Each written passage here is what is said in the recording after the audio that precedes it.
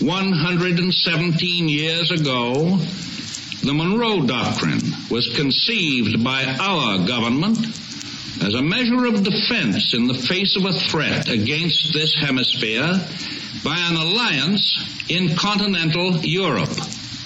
Thereafter, we stood guard in the Atlantic with the British as neighbors. There was no treaty. There was no unwritten agreement. And yet, there was the feeling proven correct by history that we as neighbors could settle any disputes in peaceful fashion. And the fact is that during the whole of this time, the Western Hemisphere has remained free from aggression from Europe or from Asia. Does anyone seriously believe that we need to fear attack anywhere in the Americas, while a free Britain remains our most powerful naval neighbor in the Atlantic? And does anyone seriously believe, on the other hand, that we could rest easy if the Axis powers were our neighbors there? If Great Britain goes down, the Axis powers will control the continents of Europe, Asia, Africa, Australasia, and the high seas. And they will be in a position to bring enormous military and naval resources against this hemisphere. It is no exaggeration to say that all of us in all the Americas would be living at the point of a gun loaded with explosive bullets, economic as well as military. We should enter upon a new and terrible era in which the whole world, our hemisphere included, would be run by threats of brute force. And to survive in such a world, we would have to convert ourselves permanently into a militaristic power on the basis of war economy. Some of us like to believe that even if Britain falls, we are still safe because of the broad expanse of the Atlantic and of the Pacific. But the width of those oceans is not what it was in the days of clipper ships. At one point between Africa and Brazil, the distance is less from Washington than it is from Washington to Denver, Colorado. 5 hours for the latest type of bomber. And at the north end of the Pacific Ocean, America and Asia almost touch each other. Why, even today we have planes that could fly from the British Isles to New England and back again without refueling. And remember that the range of the modern bomber is ever being increased. During the past week, many people in all parts of the nation have told me what they wanted me to say tonight. Almost all of them expressed a courageous desire to hear the plain truth about the gravity of the situation. One telegram, however, expressed the attitude of the small minority who want to see no evil and hear no evil, even though they know in their hearts that evil exists. That telegram begged me not to tell again of the ease with which our American cities could be bombed by any hostile power which had gained bases in this Western Hemisphere. The gist of that telegram was, please, Mr. President, don't frighten us by telling us the facts. Frankly and definitely, there is danger ahead. Danger against which we must prepare. But we well know that we cannot escape danger or the fear of danger by crawling into bed and pulling the covers over our heads. Some nations of Europe were bound by solemn non-intervention pacts with Germany. Other nations were assured by Germany that they need never fear invasion. Non-intervention pact or not, the fact remains that they were attacked, overrun, thrown into modern slavery at an hour's notice, or even without any notice at all. As an exiled leader of one of these nations said to me the other day, the notice was a minus quantity. It was given to my government 2 hours after German troops had poured into my country in 100 places. The fate of these nations tells us what it means to live at the point of a Nazi gun. The Nazis have justified such actions by various pious frauds. One of these frauds is the claim that they are occupying a nation for the purpose of restoring order. Another is that they are occupying or controlling a nation on the excuse that they are protecting it against the aggression of somebody else. For example, Germany has said that she was occupying Belgium to save the Belgians from the British. Would she then hesitate to say to any South American country, we are occupying you to protect you from aggression by the United States? Belgium today is being used as an invasion base against Britain, now fighting for its life. And any South American country in Nazi hands would always constitute a jumping-off place for German attack on any one of the other republics of this hemisphere. Analyze for yourselves the future of 2 other places, even nearer to Germany. If the Nazis won, could Ireland hold out? Would Irish freedom be permitted as an amazing pet exception in an unfree world? Or the islands of the Azores, which still fly the flag of Portugal after 5 centuries? You and I think of Hawaii as an outpost of defense in the Pacific. And yet the Azores are closer to our shores in the Atlantic than Hawaii is on the other side. There are those who say that the Axis powers would never have any desire to attack the Western Hemisphere. That is the same dangerous form of wishful thinking which has destroyed the powers of resistance of so many conquered peoples. The plain facts are that the Nazis have proclaimed time and again that all other races are their inferiors and therefore subject to their orders. And most important of all, the vast resources and wealth of this American hemisphere constitute the most tempting loot in all of the round world. Let us no longer blind ourselves to the undeniable fact that the evil forces which have crushed and undermined and corrupted so many others are already within our own gates. Your government knows much about them, and every day is ferreting them out. Their secret emissaries are active in our own and in neighboring countries. They seek to stir up suspicion and dissension, to cause internal strife. They try to turn capital against labor and vice versa. They try to reawaken long slumbering racial and religious enmities which should have no place in this country. They are active in every group that promotes intolerance.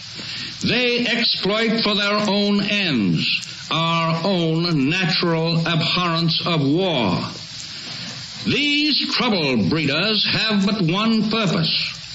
It is to divide our people, to divide them into hostile groups, and to destroy our unity and shatter our will to defend ourselves. There are also American citizens, many of them in high places, who unwittingly, in most cases, are aiding and abetting the work of these agents.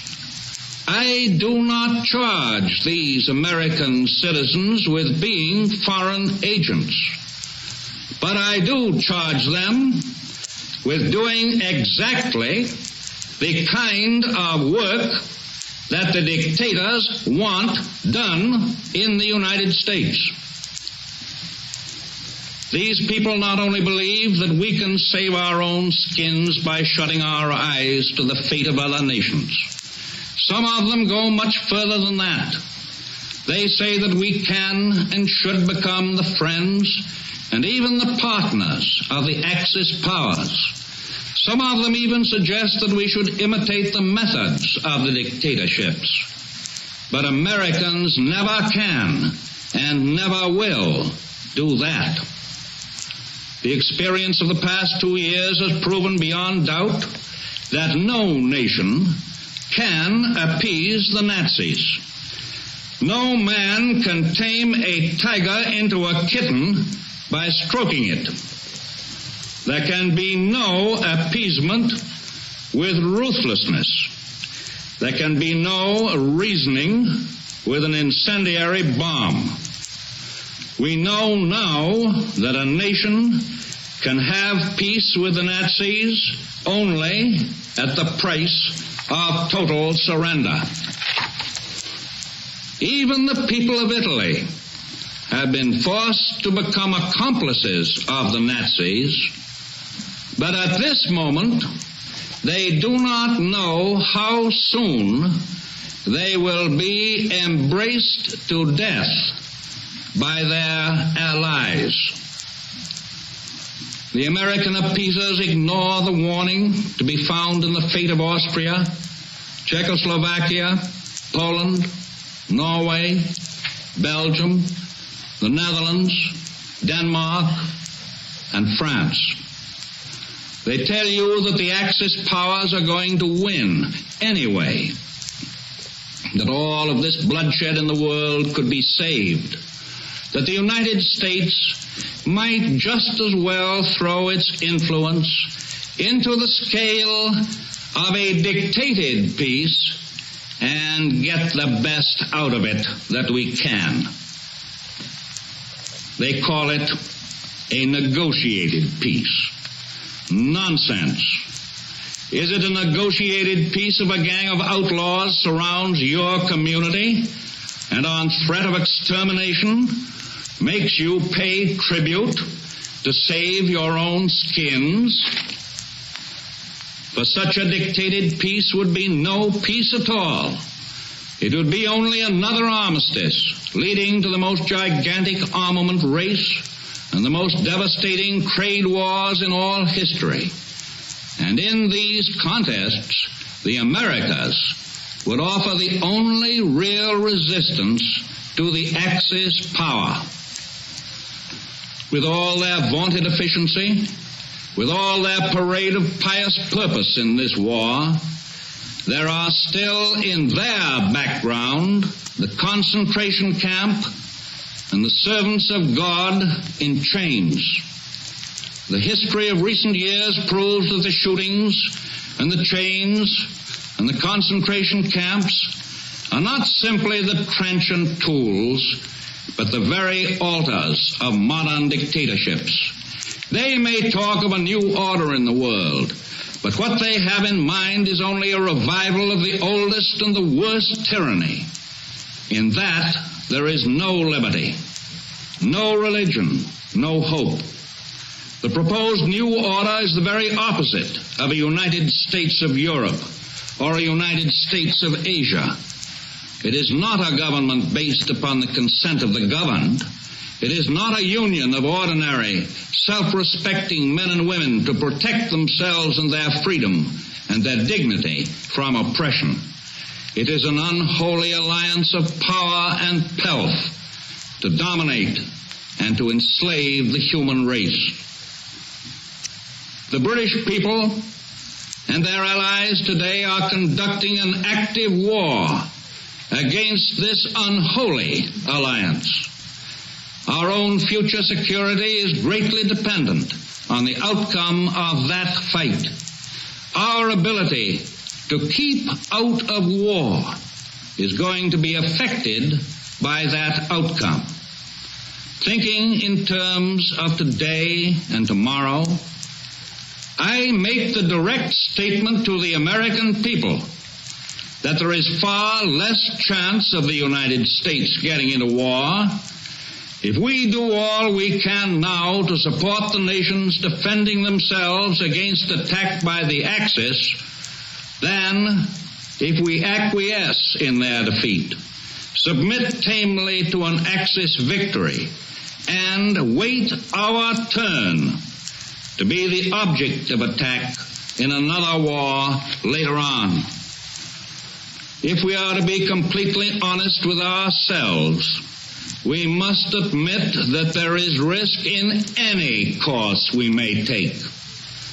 But I deeply believe that the great majority of our people agree that the course that I advocate involves the least risk now and the greatest hope for world peace in the future. The people of Europe who are defending themselves do not ask us to do their fighting. They ask us for the implements of war, the planes, the tanks, the guns, the freighters, which will enable them to fight for their liberty and for our security. Emphatically, we must get these weapons to them. Get them to them in sufficient volume and quickly enough so that we and our children will be saved the agony and suffering of war which others have had to endure. Let not the defeatists tell us that it is too late. It will never be earlier. Tomorrow will be later than today. Certain facts are self-evident. In a military sense, Great Britain and the British Empire are today the spearhead of resistance to world conquest, and they are putting up a fight which will live forever in the story of human gallantry. There is no demand for sending an American expeditionary force outside our own borders. There is no intention by any member of your government to send such a force.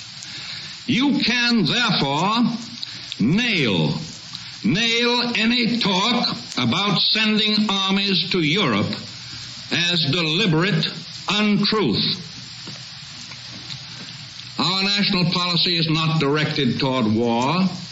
Its sole purpose is to keep war away from our country and away from our people. Democracy's fight against world conquest is being greatly aided and must be more greatly aided by the rearmament of the United States and by sending every ounce and every ton of munitions and supplies that we can possibly spare to help the defenders who are in the front lines. And it is no more unneutral for us to do that than it is for Sweden, Russia, and other nations near Germany to send steel and ore and oil and other war materials into Germany every day in the week. We are planning our own defense with the utmost urgency, and in its vast scale we must integrate the war needs of Britain and the other free nations which are resisting aggression. This is not a matter of sentiment or of controversial personal opinion. It is a matter of realistic, practical military policy based on the advice of our military experts who are in close touch with existing warfare. These military and naval experts and the members of the Congress and the administration have a single-minded purpose: the defense of the United States. This nation is making a great effort to produce everything that is necessary in this emergency, and with all possible speed. And this great effort requires great sacrifice. I would ask no one to defend a democracy which in turn would not defend everyone in the nation against want and privation. The strength of this nation shall not be diluted by the failure of the government to protect the economic well-being of its citizens. If our capacity to produce is limited by machines, it must ever be remembered that these machines are operated by the skill and the stamina of the workers. As the government is determined to protect the rights of the workers, so the nation has a right to expect that the men who man the machines will discharge their full responsibilities to the urgent needs of defense. The worker possesses the same human dignity and is entitled to the same security of position as the engineer or the manager or the owner. For the workers provide the human power that turns out the destroyers and the planes and the tanks. The nation expects our defense industries to continue operation without interruption by strikes or lockouts. It expects and insists that management and workers will reconcile their differences by voluntary or legal means to continue to produce the supplies that are so sorely needed. And on the economic side of our great defense program, we are, as you know, bending every effort to maintain stability of prices, and with that, the stability of the cost of living. 9 days ago, I announced the setting up of a more effective organization to direct our gigantic efforts to increase the production of munitions. The appropriation of vast sums of money and a well-coordinated executive direction of our defense efforts are not in themselves enough. Guns, planes, ships, and many other things have to be built in the factories and the arsenals of America. They have to be produced by workers and managers and engineers with the aid of machines, which in turn have to be built by hundreds of thousands of workers throughout the land.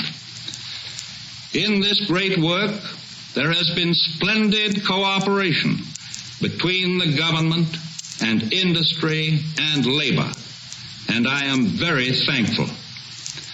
American industrial genius, unmatched throughout all the world in the solution of production problems, has been called upon to bring its resources and its talents into action.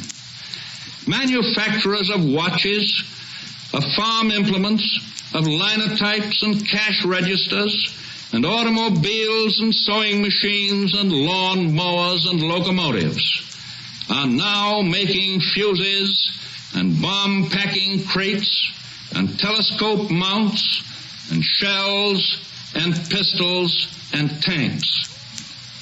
But all of our present efforts are not enough. We must have more ships, more guns, more planes, more of everything.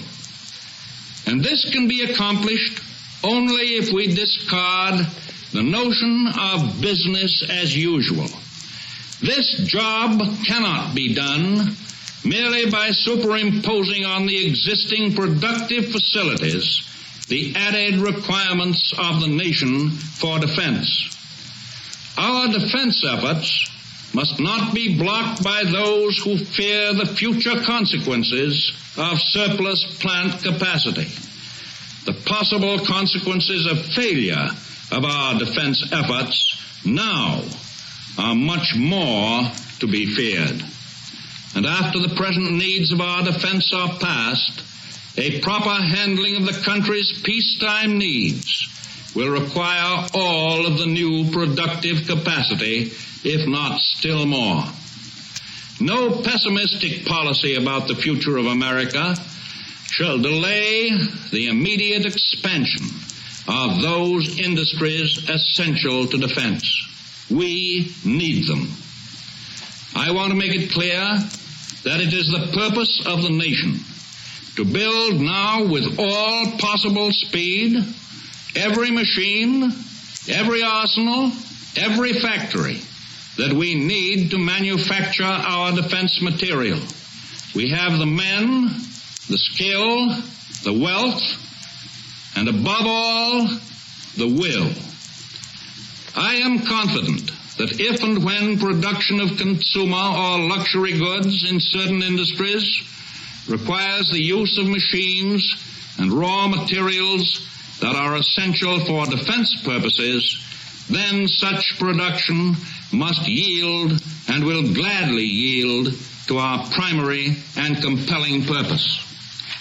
So I appeal to the owners of plants, to the managers, to the workers, to our own government employees, to put every ounce of effort into producing these munitions swiftly and without stint.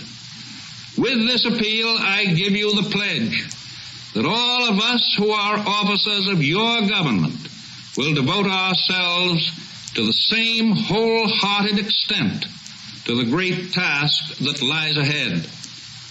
As planes and ships and guns and shells are produced, your government, with its defense experts, can then determine how best to use them to defend this hemisphere. The decision as to how much shall be sent abroad and how much shall remain at home must be made on the basis of our overall military necessities. We must be the great arsenal of democracy. For us, this is an emergency as serious as war itself. We must apply ourselves to our task with the same resolution, the same sense of urgency, the same spirit of patriotism and sacrifice as we would show were we at war. We have furnished the British great material support, and we will furnish far more in the future. There will be no bottlenecks in our determination to aid Great Britain. No dictator, no combination of dictators will weaken that determination by threats of how they will construe that determination. The British have received invaluable military support from the heroic Greek army and from the forces of all the governments in exile. Their strength is growing. It is the strength of men and women who value their freedom more highly than they value their lives. I believe that the Axis powers are not going to win this war. I base that belief on the latest and best of information. We have no excuse for defeatism. We have every good reason for hope. Hope for peace, yes, and hope for the defense of our civilization and for the building of a better civilization in the future. I have the profound conviction that the American people are now determined to put forth a mightier effort than they have ever yet made to increase our production of all the implements of defense to meet the threat to our democratic faith. As President of the United States, I call for that national effort. I